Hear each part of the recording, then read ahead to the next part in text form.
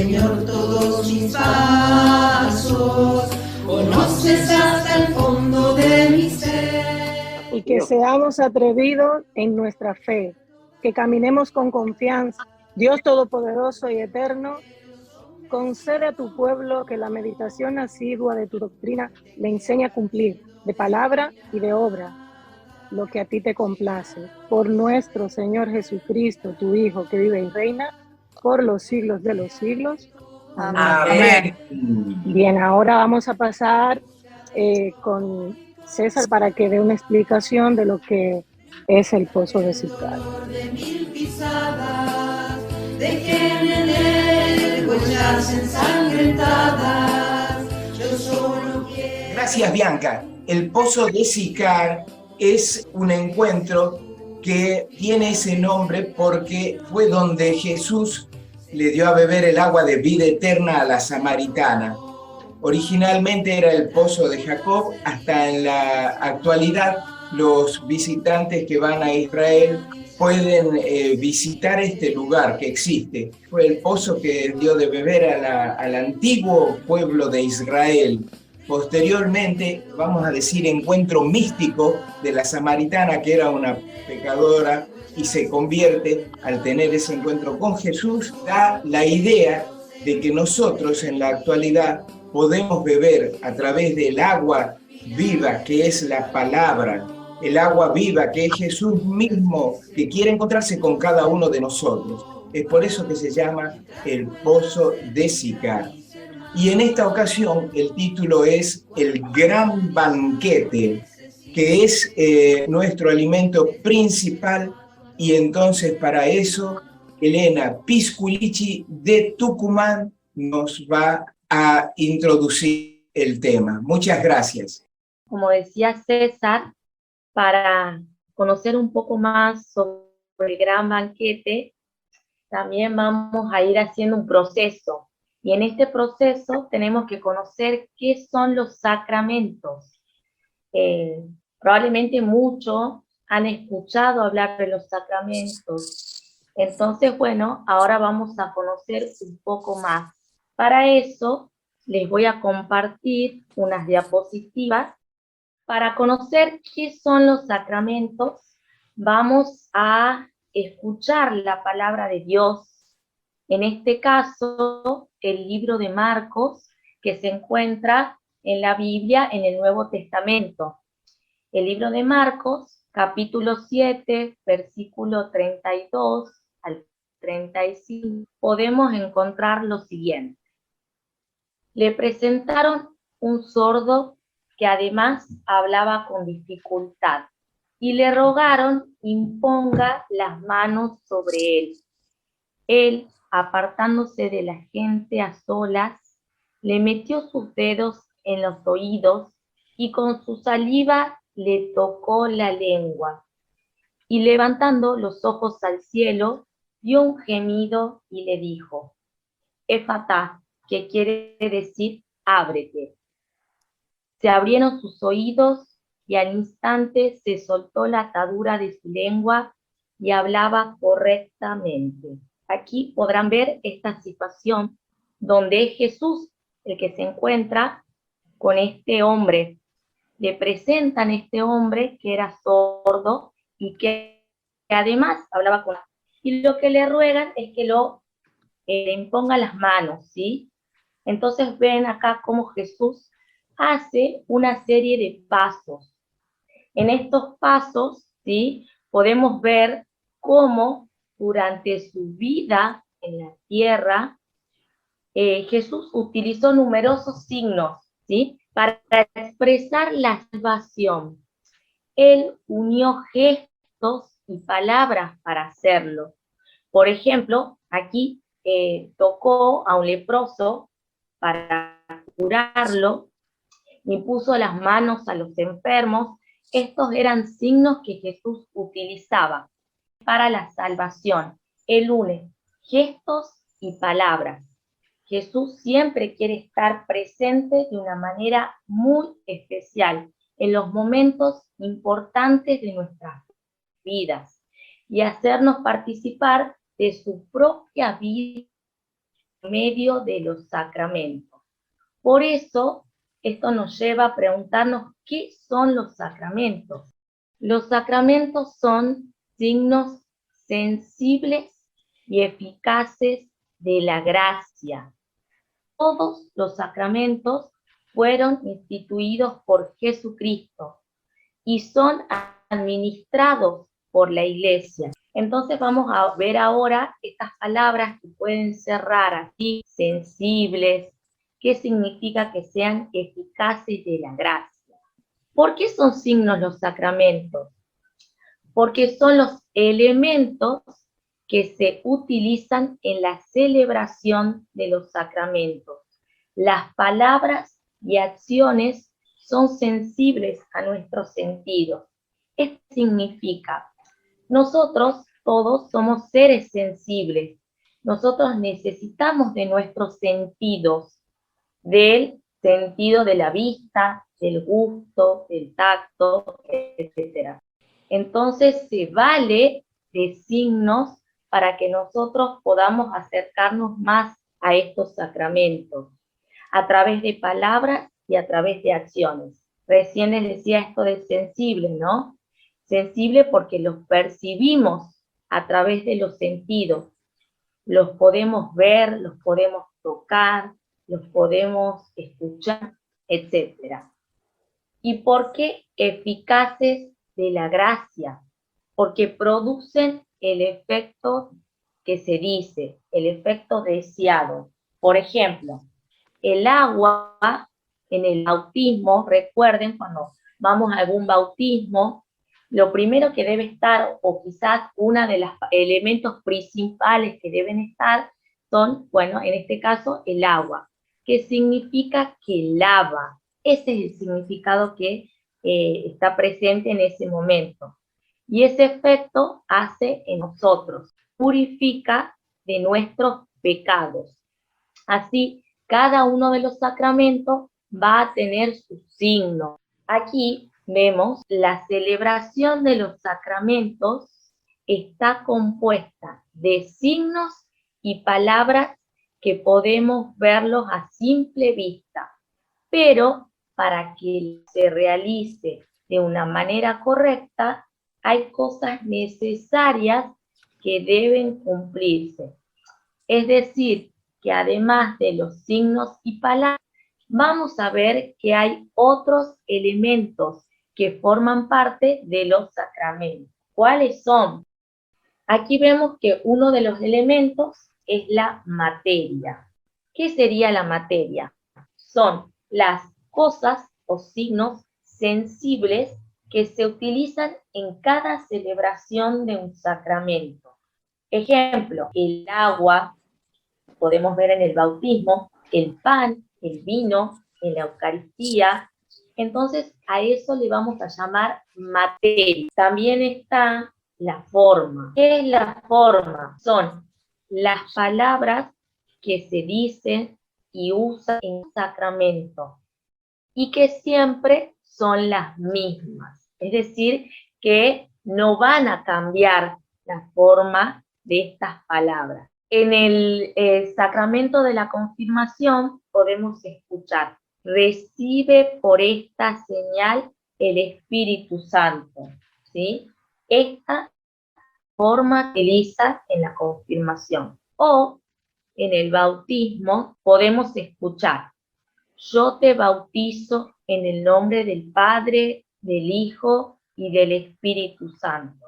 Es así que en cada uno de los sacramentos vamos a escuchar estas palabras que tienen que ver con la forma. También están el ministro, que es quien celebra y administra el sacramento. También está el sujeto. El sujeto es la persona que quiere y puede recibir el sacramento. En este caso podemos pensar en el bautismo, en la confirmación, también el niño o el adulto, no necesariamente un niño. No hay una edad concreta de decir sí o sí tiene que ser de bebé. Si hay algún adulto que uno conozca que no se haya bautizado, se puede bautizar. Acá vemos que nos van a dar la gracia. Recién hablábamos que son eficaces a la gracia. Entonces, los sacramentos que los recibimos dignamente, sí nos dan la gracia. Pero ustedes se preguntarán, ¿qué es la gracia? La gracia es un don divino. ¿Y qué significa don? Es un regalo. Entiendan que es un regalo de Dios, por eso es un don divino, que nos hace vivir la vida de hijos de Dios. La gracia es la misma presencia de Dios en nuestra alma. Es Dios con nosotros. Estar en gracia es tener a Dios en mí. Y los sacramentos, cuando los recibimos, nos van a dar esta gracia. Es decir, que Dios estará en mí.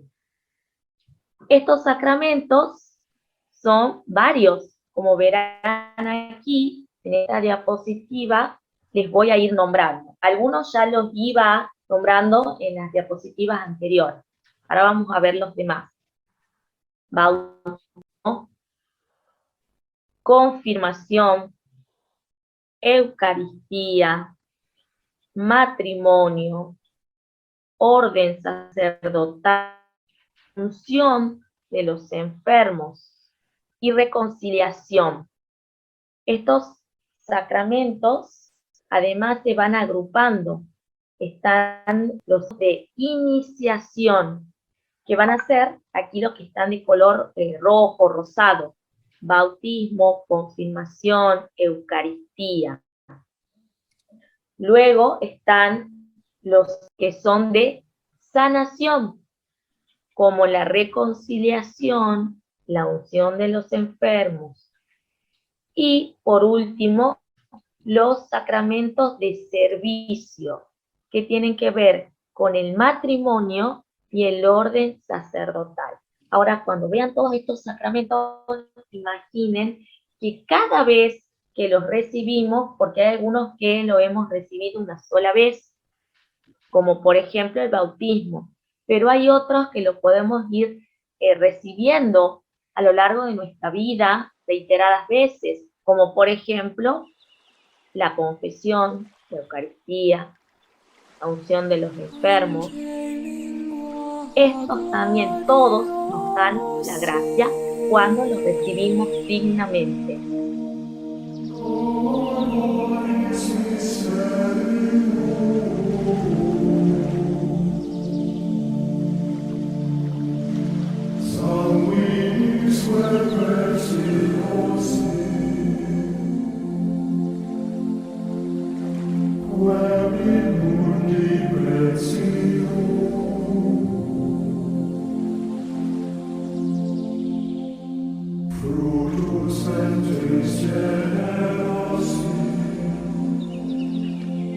Tal como les decía Elena, entre los sacramentos tenemos la Eucaristía que se conoce como gran banquete.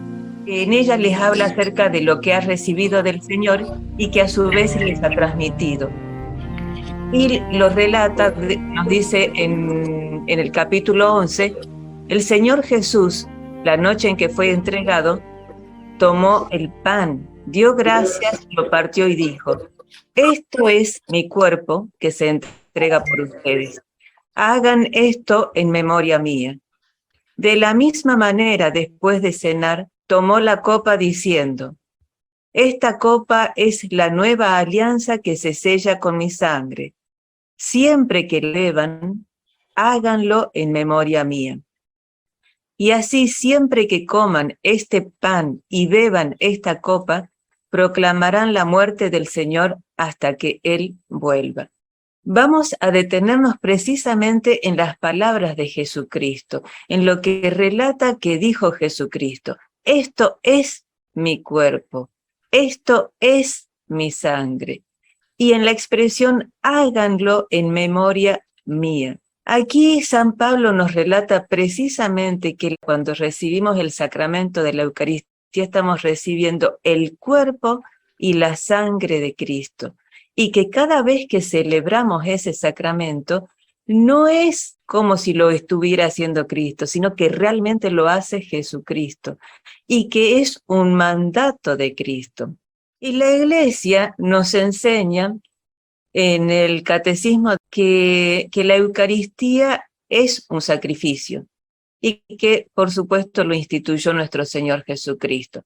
Nos dice el catecismo en los numerales del 1324 y siguientes: la Eucaristía es el sacrificio mismo del cuerpo y de la sangre del Señor Jesús, que Él instituyó para perpetuar en los siglos hasta su segunda venida. El sacrificio de la cruz, confiando así a la Iglesia el memorial de su muerte y resurrección. Es signo de unidad, vínculo de caridad y banquete pascual en el que se recibe a Cristo, el alma se llena de gracia y se nos da una prenda de la vida eterna. La Eucaristía es el sacramento instituido por nuestro Señor Jesucristo, y podemos decir que es el sacramento en el cual, bajo las especies de pan y vino, es decir, la materia, como explicaba Elena, Jesucristo se halla verdadera, real y sustancialmente presente con su cuerpo, su sangre, su alma y su divinidad. Es decir, en la Eucaristía tenemos una presencia real. Y es sacramento porque, decía hace rato Elena, es un signo sensible y por eso lo tenemos bajo las formas del pan y vino. Es eficaz porque produce lo que significa, es decir, produce la gracia, nos da esa amistad con Dios. Y porque también contiene al autor de la gracia, que es el mismo Señor Jesucristo. También es una presencia verdadera y no es una simple figura como si fuera una fotografía, sino que realmente está allí. Realmente porque no es que uno opine que está allí Jesucristo, sino que en la realidad está Jesucristo. Y su presencia es una presencia por excelencia. En la Biblia también podemos escuchar que donde dos o más están reunidos en nombre de Cristo, allí está Él. Y es verdad, está Él. Pero no es de la manera que está en la Eucaristía. También cuando se lee la palabra de Dios, en la palabra es Cristo mismo. Sin embargo, no es esa presencia por excelencia. Solamente la Eucaristía, el sacramento de la Eucaristía es la presencia por excelencia. Y cuando decimos sustancialmente, significa que en esencia realmente está el mismo Cristo, que realmente es la sustancia de cuerpo, de sangre, de su alma, de su divinidad, la que está en la Eucaristía. De tal modo que nuestro Señor Jesucristo está presente en la Eucaristía con el mismo cuerpo que nació de la Virgen María, el mismo cuerpo que estuvo en la cruz y la misma sangre que fluyó de su costado. Algunos católicos tienen dificultades en comprender y creer en esta verdad fundamental. Y algunos dicen, bueno, la Eucaristía es un signo que me recuerda a Cristo, es un símbolo de la última cena. E incluso algunos pueden decir, bueno, la Eucaristía es algo bonito, pero no es realmente su cuerpo. Y sin embargo, la Eucaristía no es simplemente un signo o un recuerdo. La Eucaristía es presencia misma y real de Cristo vivo hoy en el mundo. Jesús ha querido quedar con nosotros. Ya en Mateo 28 decían, sepan que yo estaré con ustedes todos los días hasta el fin del mundo. Y el Cristo Jesús que murió, que resucitó, intercede por y que intercede por nosotros, está presente así de muchas maneras pero de manera excelente en la Eucaristía. Por eso se lo llama también sacramento por excelencia. La Eucaristía, también llamada Santa Hostia, en conclusión podemos decir que es Jesucristo vivo y que se hace presente cuando el sacerdote consagra el pan y vino en la misa. Y el pan y vino se convierten en el cuerpo y la sangre del Señor en el momento de la transubstanciación. En el momento de la misa vemos que el sacerdote coloca las manos sobre las formas del pan y del vino. En ese momento, esa materia que es pan y que es vino, y que uno la ve como pan y vino, en ese momento realmente la sustancia que era pan y vino, ahora se convierten en Jesucristo vivo. ¿Cómo se explica esta presencia de Jesús en la Eucaristía? Vamos a ver qué dice el mismo Jesús de esto. Y lo podemos encontrar en Juan 6, en el discurso del pan de vida. Le dijeron a Jesús, ¿qué puedes hacer? ¿Qué señal milagrosa haces tú para que la veamos y creamos en ti? ¿Cuál es tu obra? Nuestros antepasados comieron el maná en el desierto, según dice la Escritura. Se les dio a comer pan del cielo. Jesús contestó, en verdad les digo, no fue Moisés quien les dio el pan del cielo. Es mi Padre el que les da el verdadero pan del cielo. El pan que Dios da es aquel que baja del cielo y que da vida al mundo. Ellos dijeron, Señor, danos siempre de ese pan. Jesús les dijo, yo soy el pan de vida. El que viene a mí nunca tendrá hambre, y el que cree en mí nunca tendrá sed. Para explicar esta verdad de fe tan importante y central en nuestra vida, tuvimos que irnos al momento en que Jesús explica este misterio, y es precisamente en el discurso del pan de vida en la sinagoga de Cafarnaúm. ¿Cuáles eran las circunstancias? ¿Cuál es el contexto de lo que ocurre en lo que les acabo de leer?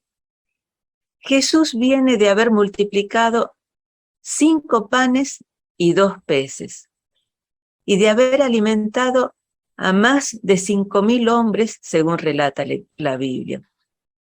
La gente lo quiere hacer Mesías, lo quiere convertir en rey, nombrar rey, pero él se va al monte solo a orar, porque no vino a ser un rey, un Mesías terrenal, sino para la vida eterna.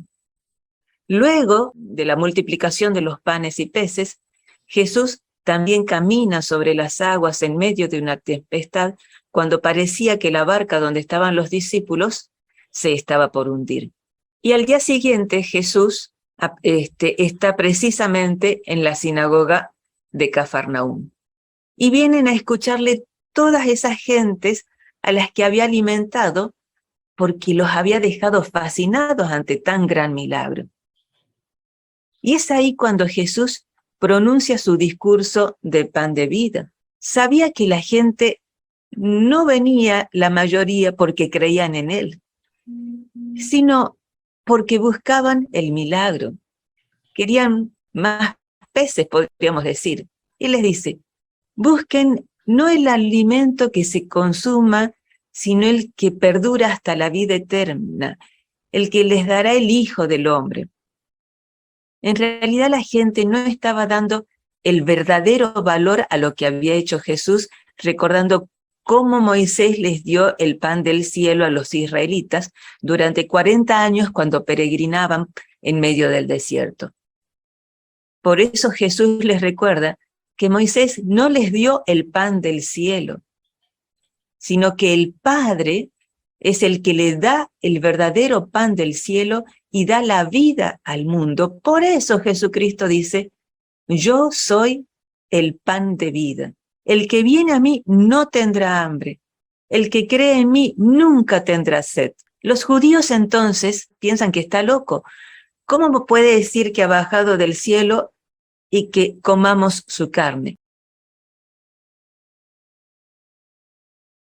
Es una locura. Y en lugar de decir, de explicar que es como su cuerpo, como su sangre, Jesús lo reafirma. Yo soy el pan vivo que ha bajado del cielo. Si alguno come este pan, vivirá para siempre. Y el pan que yo les daré es mi carne para la vida del mundo. Y ahora los judíos ya no solamente murmuran, sino que se ponen a discutir y preguntan, ¿cómo puede éste darnos a comer su carne? Y Jesús enfatiza más el realismo de sus palabras.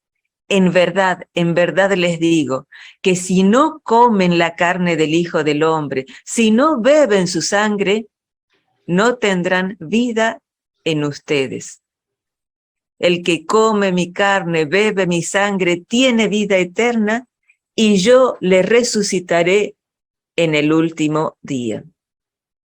El que come mi carne y bebe mi sangre permanece en mí y yo en él, porque mi carne es verdadera comida y mi sangre es verdadera bebida.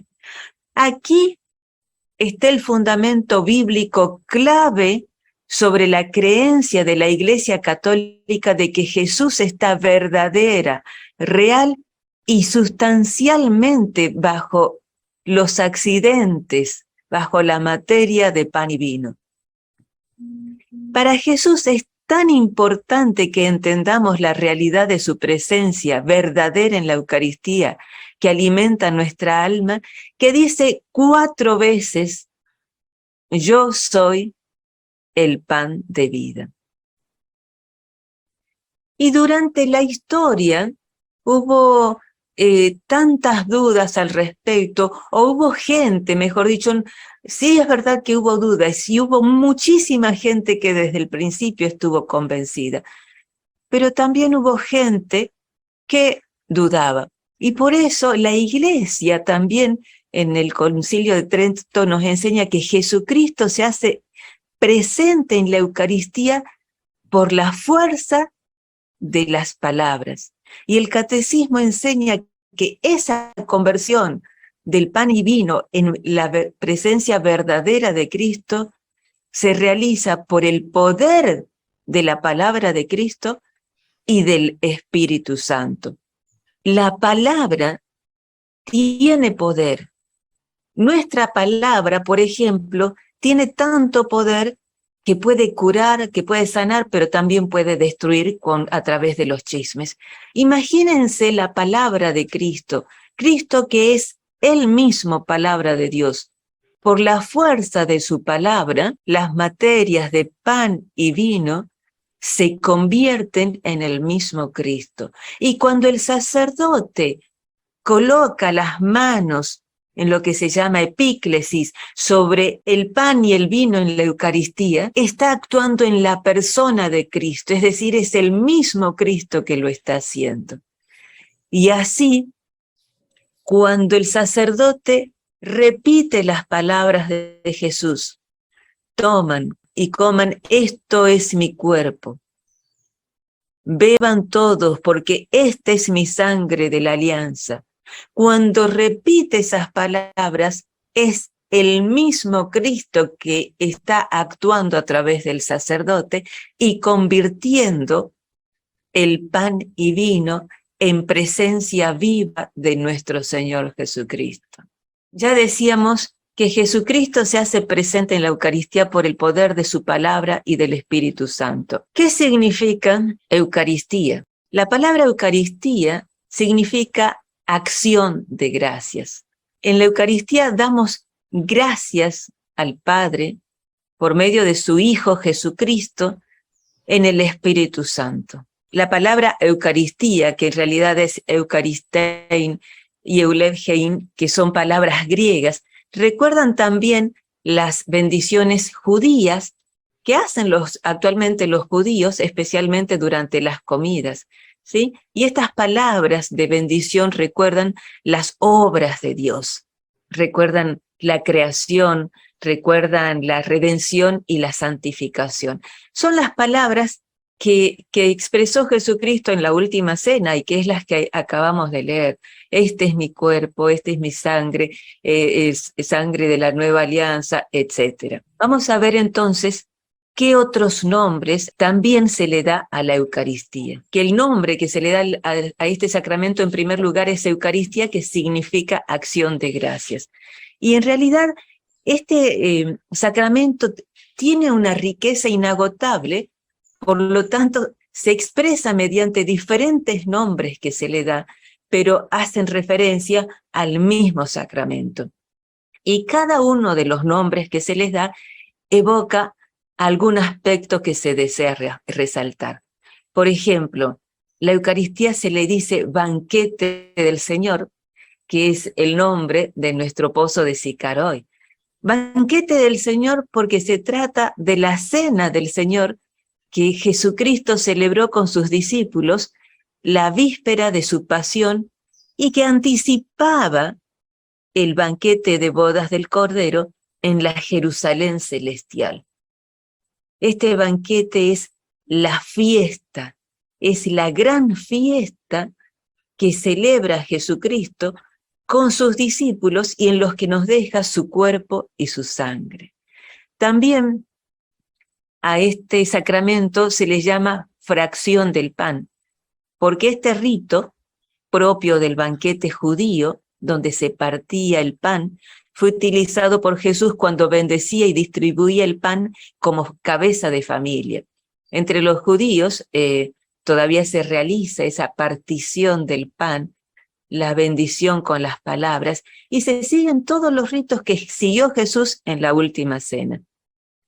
En este gesto, en la fracción del pan, fíjense que es tan importante que en este gesto los discípulos llegan a reconocer a Jesús después de su resurrección.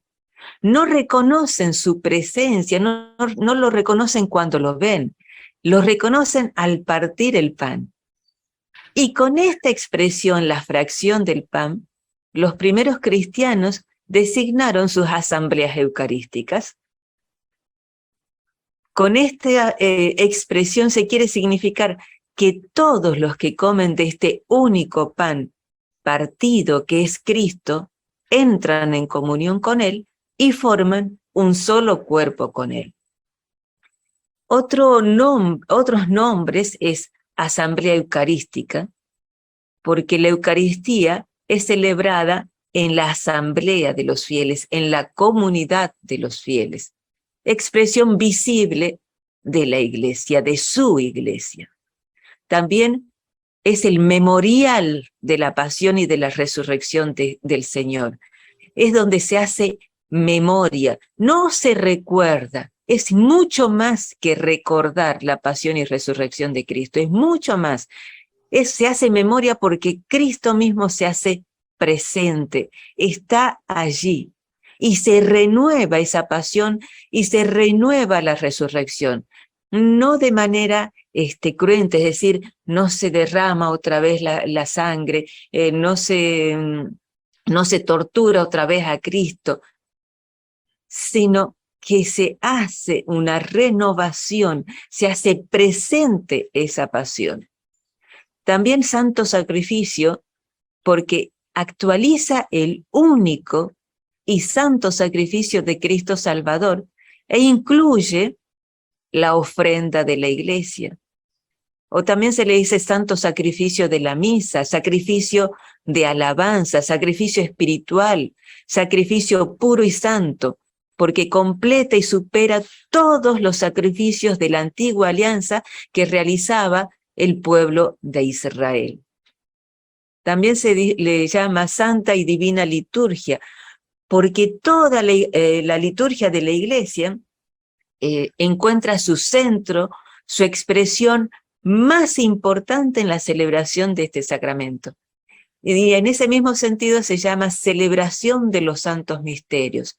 Y se habla del Santísimo Sacramento porque es el sacramento de los sacramentos. y así con ese nombre se designan las especies eucarísticas guardadas en el sagrario. Y por eso nosotros podemos ir ante el sagrario, porque allí está la presencia misma de nuestro Señor Jesucristo. En la cruz, por ejemplo, lo vemos a Cristo, pero su presencia no es real. En el sagrario vemos un copón, vemos una puertita, tal vez no lo veamos a Cristo, pero Él realmente está allí. También se le dice comunión, porque en este sacramento nos unimos a Cristo, que nos hace partícipes de su cuerpo, de su sangre, para formar un solo cuerpo. Se le llama también cosas santas, en el sentido primero de la comunión de los santos, que se habla en el credo.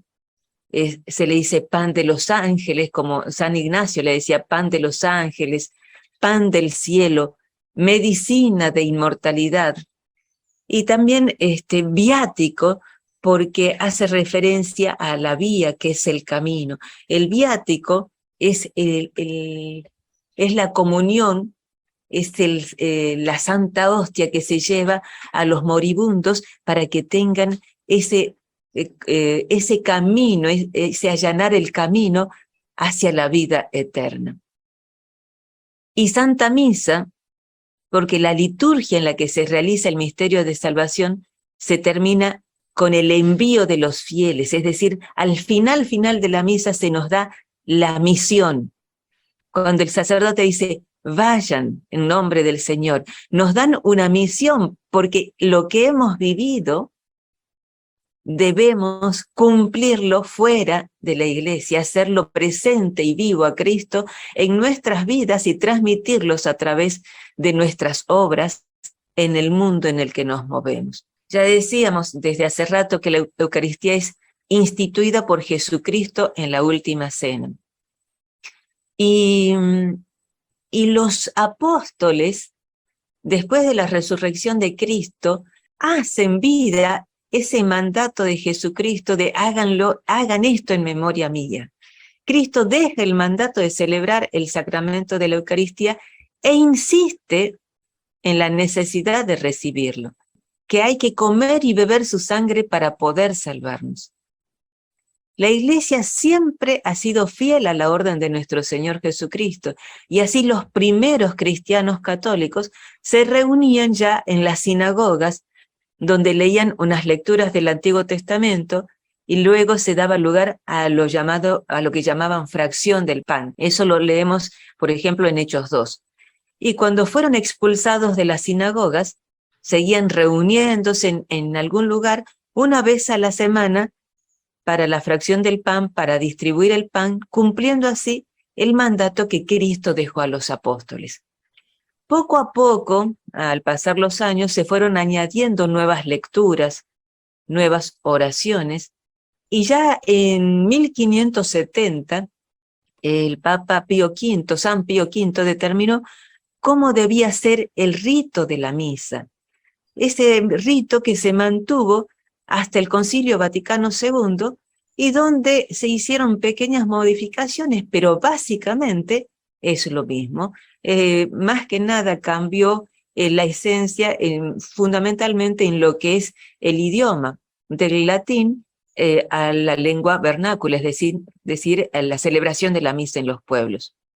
Y obispos y presbíteros ya en la antigüedad, con los primeros cristianos, presidían la celebración, estos consagraban el pan y vino y distribuían después la comunión, siguiendo con fidelidad las indicaciones de los apóstoles. Y como les decía, ya la Iglesia después declaró como verdad de fe que la Eucaristía es verdadero y propio sacramento, porque en él están presentes los elementos esenciales de los sacramentos, como decía Elena hace rato. El signo externo, ¿sí? La materia, el pan y el vino, la forma, las palabras que se dicen en la misa y en la consagración especialmente, porque confiere la gracia, de verdad realmente confiere la gracia, y porque fue instituido por nuestro Señor Jesucristo. Podemos preguntarnos, ¿por qué la Iglesia nos pide cumplir el precepto de ir a misa el domingo. ¿Por qué vamos a la misa el domingo? Antes que nada, debemos decir que no es un deber impuesto desde afuera, sino es una necesidad para el cristiano. El domingo es el día del Señor, es la ocasión propicia para sacar fuerzas del día del Señor, que es el Señor de la vida. Fíjense que en el Antiguo Testamento el día del Señor era el sábado, pero con la resurrección de Jesucristo se inauguran los nuevos tiempos y la resurrección de Cristo es domingo. Por eso los cristianos católicos celebramos el domingo como el día del Señor, el Dominus Dei. Es el día en que Cristo resucita y la Iglesia celebra eso que dividió la historia de la humanidad en dos, que nos regala y nos concede la salvación, que es causa de redención para el mundo. El domingo es el día especial para el encuentro con Cristo, para alabar al Creador. Dios nos invita, es el primero en salir a nuestro encuentro y espera encontrarse con nosotros. Es decir, es simplemente una invitación y es nuestra respuesta a la invitación. La Iglesia, como depositaria del mandato de Jesucristo, nos dice, el domingo es día del Señor y deben ir a la Eucaristía, deben ir a ese encuentro. ¿Por qué la Iglesia lo pone como un precepto? Muy simple, porque nosotros los hombres en el afán cotidiano perdemos de vista ese encuentro con Cristo, perdemos de vista que en esa Eucaristía nos encontramos con Cristo y que al alimentarnos de Cristo podemos alcanzar la vida eterna. Cristo ya nos salvó de una vez para siempre en su muerte, en su pasión, muerte y resurrección. Pero nosotros necesitamos el alimento de vida eterna, porque al ser pecadores, porque al tener nuestra naturaleza caída, nuestra inclinación siempre es hacia el pecado, aunque tengamos buenas intenciones. Las buenas intenciones no bastan. El alimento, que es Cristo mismo, es el que nos da la fuerza para caminar al encuentro con Dios Padre al final de nuestros días y en cada día. El domingo es un don, es un regalo de Dios. Es una acción de Cristo, porque Cristo se hace presente y nos reúne en torno a Él para alimentarnos con su palabra, con su vida, para celebrar con Él su resurrección, acontecimiento que nos ha introducido en una vida nueva. Decíamos que los primeros cristianos empezaron a celebrar el día de la semana en que resucitó Jesucristo como el día de fiesta, santificado en honor del Señor. Y por eso es necesario celebrar ese día. Y fíjense que ese día la Eucaristía dura 1 hora, dentro de 24 horas de un solo día, y dentro de cientos de horas que se corresponden con la semana. 1 hora dedicada a nuestro Señor, en un día en el que debemos celebrar con nuestro Señor, celebrar a nuestro Señor. Ese es el día en que Dios habla especialmente a su pueblo, en que nos reunimos como comunidad, como pueblo de Dios, como pueblo elegido de Dios. Hemos sido elegidos por Dios para formar parte de su pueblo. Y en ese día y en esa hora Él nos invita a escucharlo especialmente, a estar en comunidad a estar con los hermanos que formamos parte del pueblo de Dios. Y algunos lo celebran ya desde el sábado en la tarde, sábado en la noche, precisamente porque también en la liturgia judía, ya a la llegada del atardecer, ya comenzaba el nuevo día. Por eso nosotros podemos también asistir a la Eucaristía del sábado en la tarde, el sábado en la noche, por ejemplo, si no podemos ir el domingo, o por ejemplo, algunas personas para estar en el pozo de Sicar hoy día, tal vez hayan podido asistir a la Eucaristía el sábado en la tarde o en la noche, o en la mañana temprano del domingo. La misa de los domingos, la Eucaristía, es una fuerza que nos mueve a salir de nosotros mismos, nos mueve a salir de ese encierro de nuestra comodidad, porque la Eucaristía es el sacramento de la caridad, es el sacramento del amor de Dios y del prójimo por Dios. Salimos por Dios hacia el prójimo. Necesitamos este pan para afrontar la fatiga, el cansancio del viaje, y por eso debemos alimentarnos del pan eucarístico y experimentar la comunión de los hermanos y las hermanas en Cristo, lo que debe ser una necesidad para el cristiano y una alegría. Pasar el domingo con Dios significa ofrecerle también el tiempo del descanso. Cambiar lo poco nuestro con lo mucho de Dios.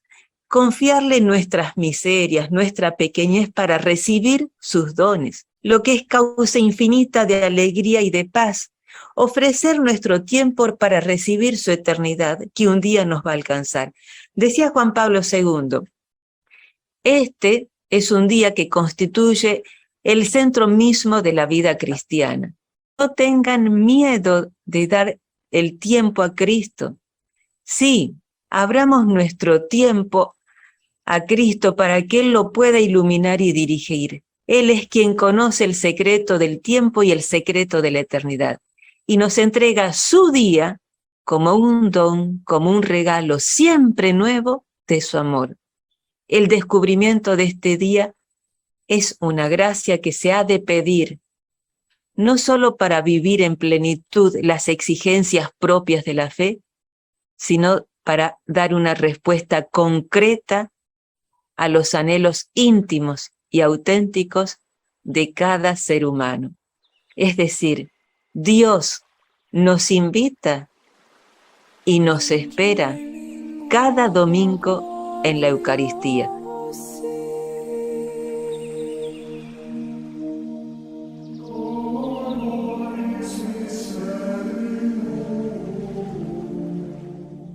Y tenemos algunas preguntas para la reflexión. ¿Asistes a misa todos los domingos? ¿Asistes a misa, a la Eucaristía en las fiestas, donde la Iglesia te manda también a guardar esas fiestas? Otra muy importante, ¿cómo vives la Eucaristía? ¿Es un regalo para ti? ¿Es el lugar donde puedes encontrarte con Cristo y lo vives de esa manera? ¿O todavía lo vives como una obligación?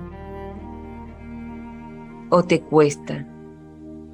¿Te das cuenta que allí el mismo Cristo te invita y te espera? Y si allí te invita Cristo, si allí está Cristo, ¿cómo te preparas para ir a misa? ¿Llegas sobre la hora? ¿Llegas corriendo porque saliste tarde, porque no estabas preparado?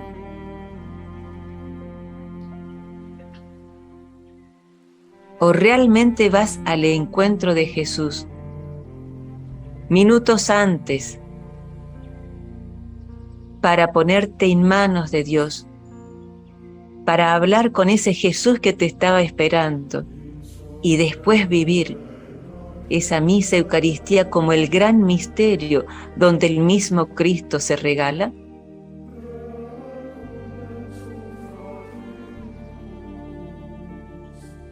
Pensemos unos minutos en silencio. Detengámonos en estas preguntas.